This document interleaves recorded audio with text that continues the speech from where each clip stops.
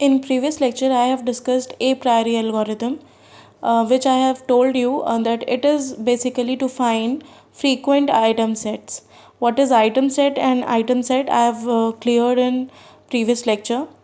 And I have also told there is a basic difference between a priori algorithm and FP growth algorithm is that a priori algorithm uses support count and confidence both, whereas FP growth algorithm only uses support count. So here I have written FP stands for frequent pattern. Algorithm is used for finding frequent item sets. It uses only support count, unlike a priori algorithm which uses support count as well as confidence. Due to some drawback of a priori algorithm, FP growth introduces some drawbacks are we have to generate candidates at every step. जैसे कि हम देख सकते हैं ए प्रियोरी algorithm में हमें हर step पे candidates generate करने पड़ रहे थे, पहले पर्टिकुलर एक आइटम के लिए फिर कॉम्बिनेशन में. तो ये प्रोसेस काफ़ी लंबा था, एक्सपेंसिव था, टाइम टेकिंग था, जिसकी वजह से जो डेटा सेट की स्कैनिंग है उसमें बहुत टाइम लगता था. इसलिए एफपी ग्रोथ इंट्रोड्यूस किया गया. एफपी ग्रोथ में डेटा आइटम्स को कंप्रेस करके एक एफपी ट्री के फॉर्म कर दिया जाता है. ताकि टाइम बच सके और एक्सपेंसिव भी नहीं हो और हमें बहुत ज़्यादा स्कैनिंग भी ना करनी पड़े. तो यहाँ पे हमने एक एग्जांपल दिया है. There is a transaction ID and item sets. T1, T2, T3, T4, T5 are transactions, and MONKEYDO, these are all items.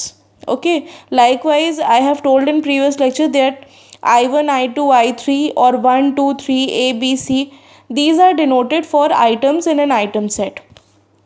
So these are item sets and these are items. Minimum support for this question is 3. It is already given. So first of all हमें क्या करना होगा, ये सारे items का जैसे हम ए प्रियोरी algorithm में सपोर्ट काउंट निकालते थे फर्स्ट स्टेप पे, वैसे ही हम इसमें भी करेंगे. आइटम्स लिख लेंगे, सपोर्ट काउंट लिख लेंगे. आइटम्स में हर एक सिंगल आइटम MONKEY, इसमें से D बचेगा, बाकी ऑलरेडी कवर हो चुके हैं. इसमें से A बचेगा, वो बाकी सारे ऑलरेडी कवर हो चुके हैं. इसी तरीके से हम जस्ट एक बार हमें एक आइटम को लिखना है और उसका सपोर्ट काउंट निकालना है.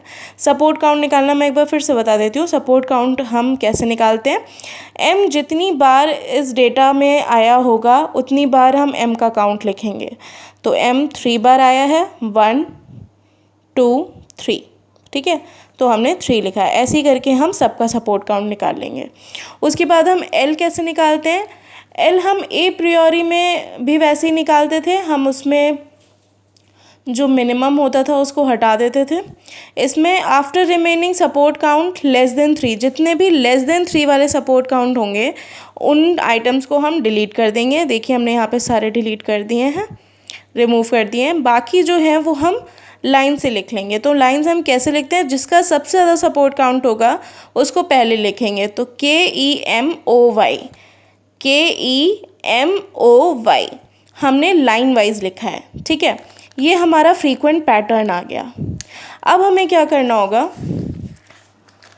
अब हमें इस जो हमारे पास ये आया है उसके हिसाब से हमें फ्रीक्वेंट आइटम सेट से ऑर्डर्ड आइटम सेट निकालना है. ऑर्डर्ड आइटम सेट के लिए हमें क्या करना होगा, हम इससे मैच करके देखेंगे. ठीक है, तो हमें कौन कौन से आइटम्स देखने हैं. KEMOY हम देखेंगे इसमें वो आइटम्स आ रहे हैं कि नहीं. देखिए K आ रहा है, E आ रहा है, M भी आ रहा है, O भी आ रहा है, Y भी आ रहा है.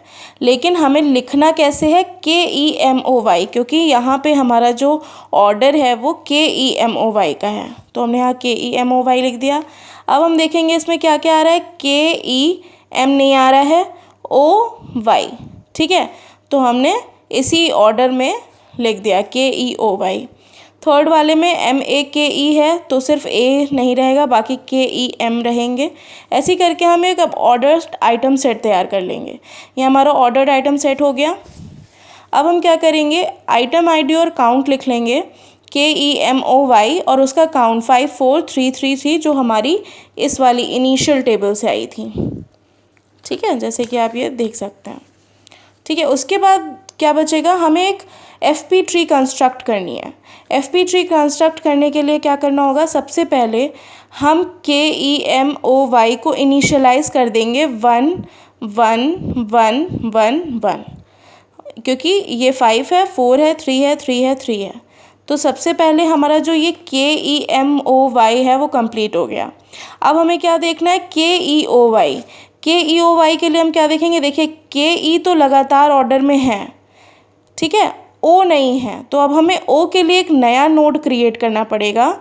उस नोड को हम 1 असाइन करेंगे, ठीक है, और ये इससे कनेक्ट कर देंगे और उसके बाद Y के साथ एक कर देंगे, ठीक है। तो हमारा KEOY हो गया, ठीक है, सेकेंड वाला हो गया। KEM के लिए क्या करेंगे, और हाँ ये भी ध्यान रखना है कि जब हम सेकेंड वाला KEOY करेंगे तो K में हमें +1 करना है, E में भी +1 करना है, क्योंकि O में भी यहाँ पे देखिए +1 हो रहा है और Y में भी +1 हो रहा है। ऐसे ही KEM जब होगा तो KEM लाइन वाइज है, हमें दोबारा करने की ज़रूरत नहीं है, हम इसमें बस काउंट बढ़ा देंगे 1 1 1।